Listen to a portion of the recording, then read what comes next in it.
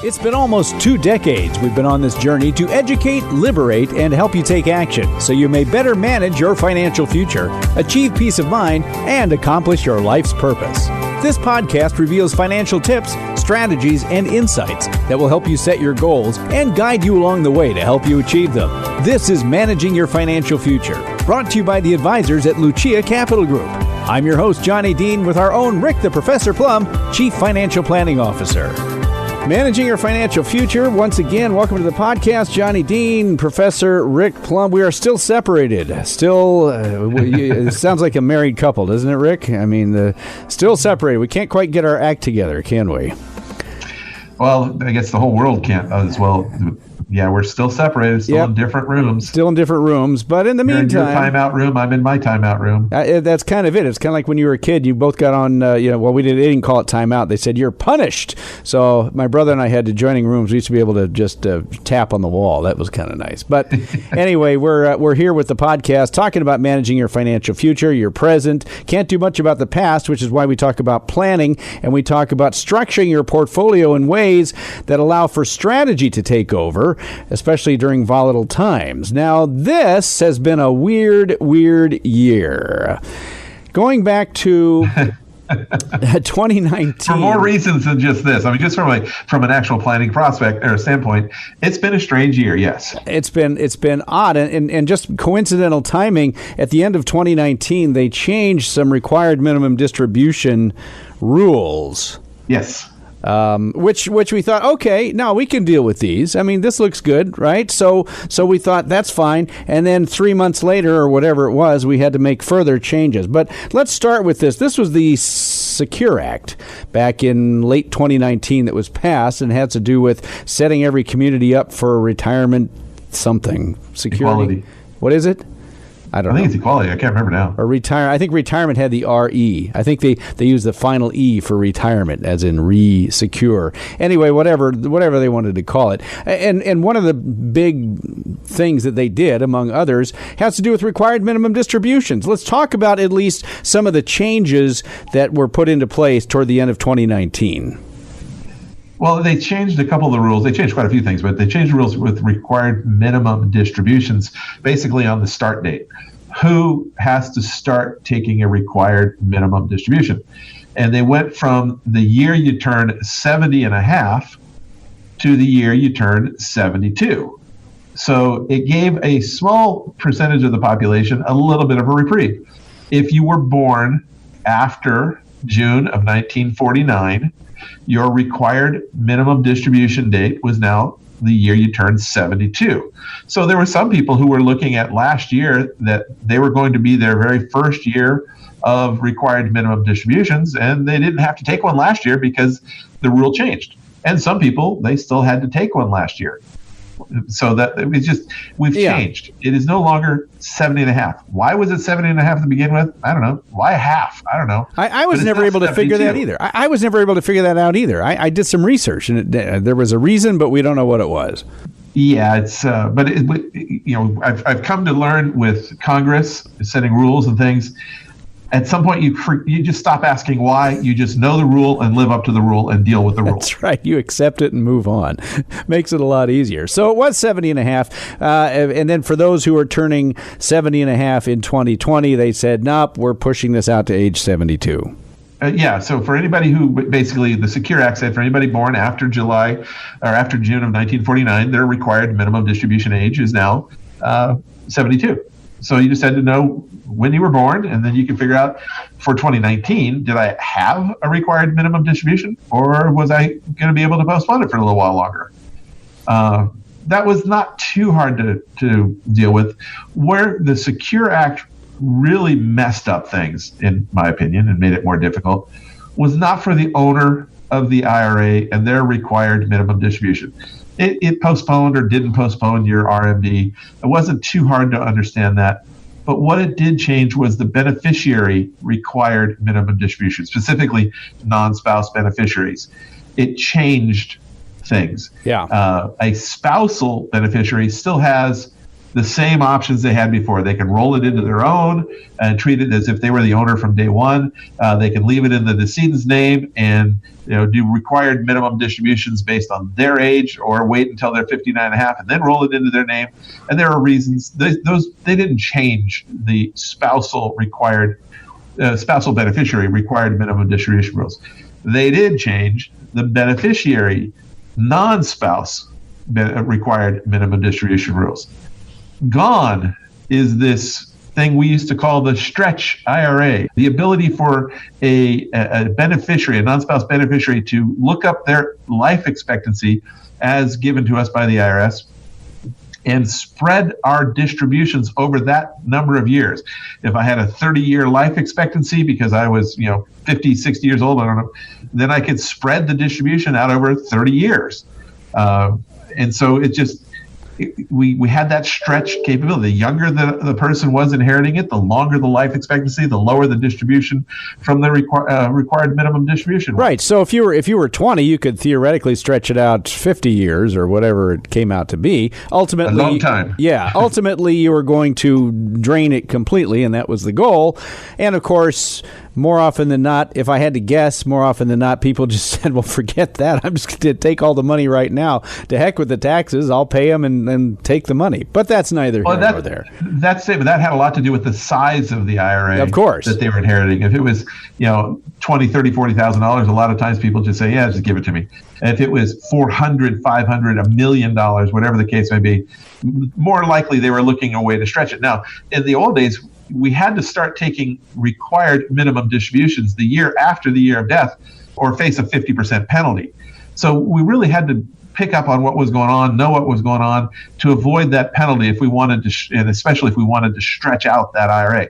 There was a potential 5-year rule if you missed the first required minimum distribution and the owner was under required minimum distribution age when they died, but people didn't deal with that. They stretched it if it was a big enough IRA. But the Secure Act changed that. Beneficiaries, there is no required minimum distribution for the first 9 years after the owner's death. It's non-spouse. This is all non-spouse. But the required minimum distribution for beneficiaries, non-spouse beneficiaries, are 100% has to come out in the 10th year, the year with the 10th anniversary. So you can do anything you want for 9 years. You can take money out. You don't have to take any money out. There's no requirement to take any money out. It's probably a good thing that you do rather than waiting for 10 years and taking one lump sum in the 10th year. Yeah. But there's no requirement for those first 9 years. The requirement is the 10th year, 100% the 10th year. Now, there are some exempt categories for this particular issue. You can go back to the required minimum distribution age if you, as the beneficiary, are suffering from a chronic illness, as defined by the IRS. If you're disabled, as defined by the IRS. If you're no more than 10 years younger than the original owner of the IRA, you can stretch it out over your life expectancy. Or if you are a minor child under the age of 18, you can do the required minimum distribution method until you're 18, and then the 10-year clock starts ticking once you turn 18. Yeah, that's really easy to understand. I mean, you have all the exceptions. They're going to have. They try not to leave it to their 6-year-olds because they don't want to have to deal, with that child having that much money when they're 18. And go back to the $500,000 $1 million IRA. If you do send that to somebody who's 18, 17, 16, they are not going to stretch that out over their they are taking it all. But you're going to pay $400,000 in taxes. I don't care.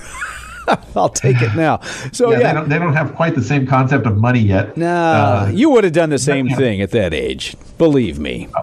Oh yeah, probably. But if you're inheriting something in your 40s and 50s, yes, you're not going to do that. So the whole thing, in many cases, you're in your peak earning years, and a lot of people liked to stretch them, take just the minimum out until they retired, and then use the beneficiary IRA for the first 5, 6, 7 years of retirement, so that they could manage their taxes better. But now we don't have that option. It's the beneficiaries, and this goes for Roth IRAs as well. because they have the same rules as traditional IRAs, 401ks. They all have the same required minimum distribution rules. Yeah, and on the Roth side, it's not going to hurt you tax-wise, but it does take money out of a Roth IRA, in this case a beneficiary Roth IRA. Right, it takes away your potential tax-free growth. It takes away exactly, and so you do have that to worry about. Now, what you're talking about, of course, is when you inherit an IRA. So if I'm 40 years old or 45 years old, and I inherit Uncle Charlie's or Grandpa's or whoever IRA, and it's $100,000. I do, just to recap, I don't have to do anything with it if I don't want to. It's my IRA. It's a beneficiary IRA, which I guess I am the owner of now, correct? No, you are the beneficiary. Well, the beneficiary, but still the owner. Now true. We do have one caveat on this. These new required minimum distribution rules are for people, or for instances where the owner of the IRA died in 2020 or later. If the owner of the IRA died in 2019 or earlier, the old rules still apply. The beneficiary of those IRAs can still stretch them out over their life expectancy. These new rules for beneficiaries only affect people where the owner of the IRA died in 2020 or later. Yeah. Or dies. Well, they could have, by now. So Yeah. if it depends on if I inherit an IRA, the first thing I need to know is, when did I get this? Did I inherit this, or did the person die, more accurately? When did the person die? Right. If the person died in 2019, then I can stretch it out just like the old rules say. If the person died in 2020 and I have it now, it's a beneficiary IRA, now I've got to have this thing emptied out by the 10th anniversary, right? Yeah, by 2030. And the fun part is, okay, now you figured out, okay, I inherited an IRA from Uncle Charlie who died in 2019, which means I have a required minimum distribution starting the year after the year of death, which is this year. But wait a minute, no, the CARES Act says I don't have to take one this year. Well, that's the other one here. Is this something that, this is what really complicated it, and that's why we're kind of bringing it up today and spending some time on this, because the CARES Act changed that. RMDs, I think for anybody, you don't have to take an RMD at all, right?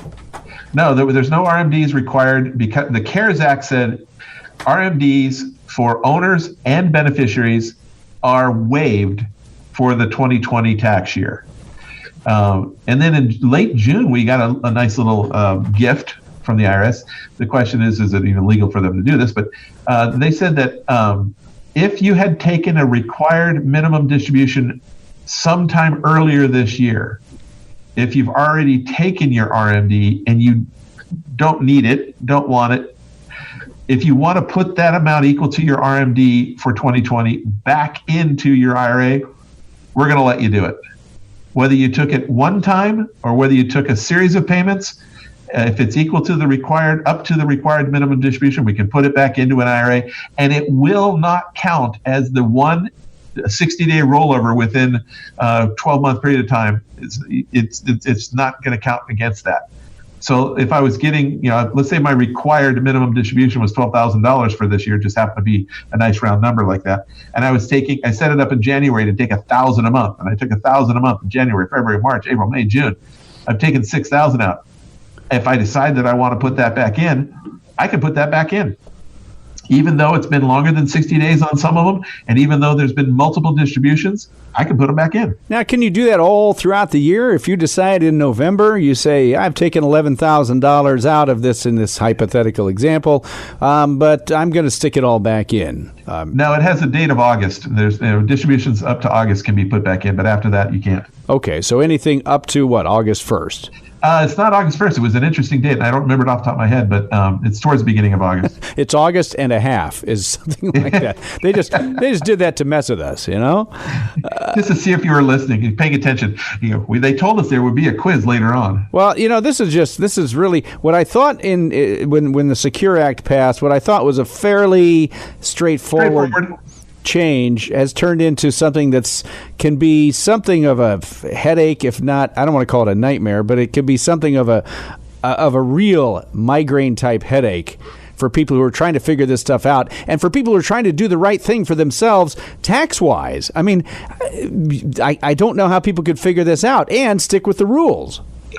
Now, just because you do not have a required minimum distribution for 2020 doesn't mean that you might not want to take some money out of the IRA if it's advantageous from a tax standpoint, either to take money out to build up some money on the side or to do a Roth conversion, because required minimum distributions aren't allowed to be converted to Roth. But this year, without an RMD, we might have room to do some Roth conversions. And that's something that you should probably check with your advisor about, because they can go over some of your tax, wherever you happen to be on a tax situation now. Well, and here's the other thing, too. For some people, I mean, their work has been interrupted this year, or they've got, they've been collecting maybe some unemployment checks instead of their regular work. Whatever it happens to be, they may not even know what their tax situation is going to be at the end of this year. Right. And for people who are COVID-related, if you want to claim something as a COVID-related distribution, you've got the 3-year, spreading of the taxation of that, and this isn't talking about required minimum distribution age, but this could be for anybody. If you took up to $100,000 out of your IRA, you have 3 years to spread that taxation and/or 3 years to pay it back. That's part of the CARES Act as well. But you do have to be a COVID-related distribution to allow that. I hope all financial advisors are up on this stuff because it's important. And I mean, you're up on this stuff quite a bit. You're still reading some things, some finer print, though, on some of this stuff, right? Well, and like I said, the part of this we just talked about came out in June. I think it was June 28th. They issued a notice. Maybe it was June 27th. But to kind of go over what they thought was confusing by the CARES Act. And so we get these technical notices that try to tell it, because when we first get the act, people read it and say, okay, we can do this, this, and this, but sometimes it's not so straightforward, and it's like, well, we really have to dig in deeper to figure out what's really going on.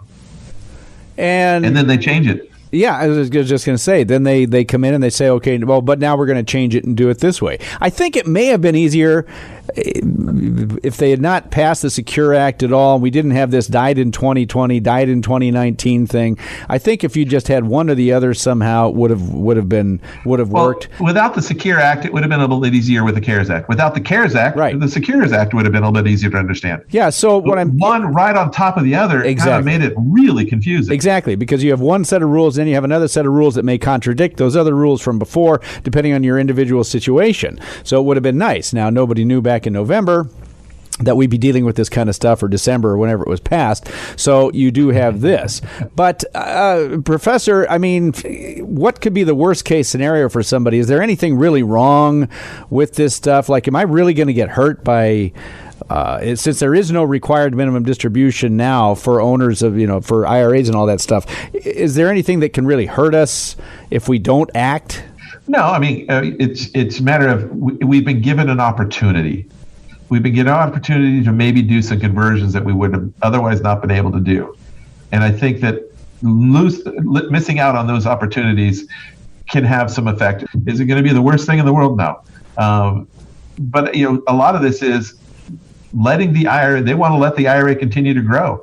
And so they don't want you to force you to take the money out. But no, there's nothing horrible. Luckily, this is one of those things where if you do nothing and you don't take an RMD, well, you don't have to. But there's no penalty for missing it this year. Yeah. Now, the reason they did this, I think, was for the same reason they did this back in 2009 or whatever year it was, because... Well, they did it in 2009 based on 2008 drop, yes, which was very misguided in the way they did it. This one makes a little bit more sense because it was done ahead of basically at the time of the drop, not a year after the drop, not when it was already recovering. The idea was they did not want you to sell, and this is where proper planning would have avoided this problem in the first place. They did not, they're selling it to us as they did not want you to have to sell securities when they're down to be able to meet a required minimum distribution. That just shows either that they're not being truthful with us, or they, and when I say they, I mean Congress has no idea what they're talking about. Because the only people that have the ability to choose or not choose to take, the required minimum distribution are the people who don't need the money. Exactly. And the people who don't need the money were never required to sell something when it's down anyway. If to meet a required minimum distribution, I could just take a distribution of stock in kind and meet the required minimum distribution. There was no reason or no need to sell that security. In fact, that's a great way when the markets are down significantly, taking an unneeded required minimum distribution in kind, pulling that security out, paying tax on it, and putting it into my personal brokerage account and letting it recover in my personal brokerage account makes a lot of sense. But the way they're selling it, it tells me they either don't know what they're talking about or there's something else in their minds. Because the reality is, for people who need to take money out of their IRAs, they're going to take it. They have to take it, and it should not be the money they need to take out this year, next year, the following year, should not be in something that went down 15-20%. Yeah, that's just gambling. If your plan shows that you have that kind of variability in the money that you are living on, that's improper planning. A proper structure of a retirement distribution plan, the money that I'm going to distribute this year shouldn't be anywhere near the market where it could go down by 5, 10, 15, 20, 25 or more percent. I think that it just didn't occur to the people in Congress to listen to us. I'm hopeful that one of them is listening to this podcast right now and saying, something, that professor feller there, he's got some pretty good ideas. I think we ought to pay a little bit of attention to him. Well, it's always good to get your perspective, not just the perspective from the rules and all that stuff so that people are informed and they know what's going on, but also from the planning side, which we've talked about from time to time, which you just sort of mentioned over here over the last minute or minute and a half. It's proper planning that's the key, and understanding where you take the money from can make a difference, so that you're not selling things when they're volatile, when they're down, in other words. And stocks are volatile. This happens to have been an interesting downturn. It's actually come back quite a bit. Nobody that I know of could have foreseen the downturn due to a virus, a lockdown, a quarantine. But we're expecting some kind of a downturn for who knows what reason. There's some reason that happens out of the blue for a downturn. Yeah. In fact, the reason really doesn't even matter so much. The fact is it's going to happen. Right? We just don't know when. Exactly. It's waiting for the monsoons. Well, is it because the north winds are blowing, or is it because the precipitation up over the Pacific is doing that? I don't know. I don't care. I just know I got to be prepared in case it rains a lot. And that's what we got. That's what we try to do on this program. That's why we call it Managing Your Financial Future, because we try, at least, our goal is to make sure that your future is set up the way you'd like it to be without too many awful surprises. If you want to get in touch with Professor Rick Plum, you can do so at Lucia Capital Group, and we thank them, of course, for sponsoring this podcast, as they have for many years, and we've been partnered with them for many years. 800-644-1150. You can talk to Professor Rick Plum or any of the Lucia Capital Group advisors about these things, about these required minimum distribution rules, and know, gee, do I take it now, or do I think about doing some Roth conversions? These opportunities don't come along very often. It's good to find out if you yourself can take advantage of them, if it's suitable for you. Again, 800-644-1150. Professor, thanks very much. We'll be back again next week. I appreciate that. For all the folks at Lucia Capital Group and Professor Plum, I'm Johnny Dean. Thanks so much for listening. Once again, Managing Your Financial Future. We'll talk to you again next time. The information provided should not be considered specific tax, legal, or investment advice and is not specific to any individual's personal circumstances. To the extent that this material concerns tax matters, it is not intended or written to be used and cannot be used by a taxpayer for the purpose of avoiding penalties that may be imposed by law. Each taxpayer should seek independent advice from a tax professional based on his or her individual circumstances. Different types of investments and or investment strategies involve varying levels of risk, and there can be no assurance that any specific investment or investment strategy, including the investments purchased and or investment strategies devised by Lucia Capital Group, will be either suitable or profitable for a client's or prospective client's portfolio. Thus, investments may result in a loss of principal. Accordingly, no client or prospective client should assume that the presentation, or any component thereof, serves as the receipt of or a substitute for personalized advice from Lucia Capital Group or from any other investment professional. You should always seek counsel of the appropriate advisor prior to making any investment decision. All investments are subject to risk, including the loss of principal. This material was gathered from sources believed to be reliable. However, its accuracy cannot be guaranteed. These materials are provided for general information and educational purposes based upon publicly available information information from sources believed to be reliable. We cannot assure the accuracy or completeness of these materials. The information in these materials may change at any time and without notice. Examples cited are hypothetical, are for illustrative purposes only, are not guaranteed, and subject to potential federal and state law amendments. There is no guarantee that you will achieve the results discussed or illustrated. IRA withdrawals will be taxed at ordinary income rates. Withdrawals prior to age 59.5 may also be subject to a 10% penalty tax. Roth IRA earnings will be taxed at ordinary income rates, and a 10% penalty tax will apply if withdrawn prior to age 59.5 or within 5 years of the date the Roth IRA was established, whichever is longer. The investment professionals are registered representatives with and securities and advisory services offered through LPL Financial, a registered investment advisor, and member FINRA SIPC. Lucia Securities LLC was acquired by LPL Financial August 2020. The investment professionals of Lucia Securities LLC are now affiliated with LPL Financial and are conducting business using the name Lucia Capital.